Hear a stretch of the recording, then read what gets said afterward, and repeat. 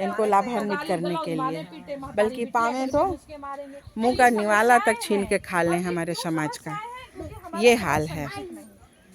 तो देख रहे हैं हम लोग गांव-गांव क्या हालात हैं। लगभग एक जैसी स्थिति है सारे गांव में, दलित समाज की, बहुजन समाज की।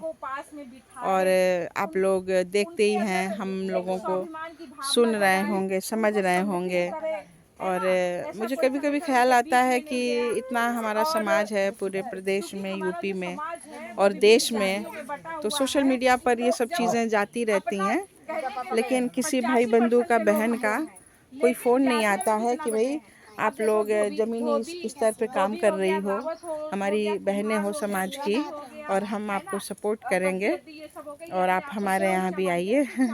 अभी तक तो कोई ऐसे कोई ख़ास फ़ोन नहीं आया है, तो किसी भी रूप में आप लक्ष्य को सपोर्ट कीजिए।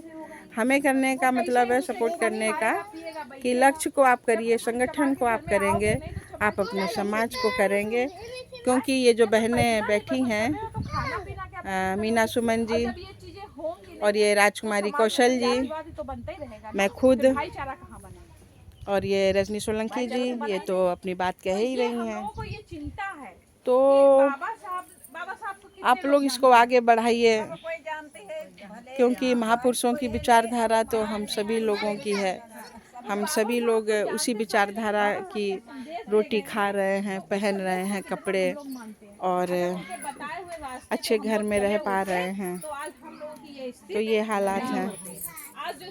तो मिलते हैं। बटा हुआ है, आपस में बैठने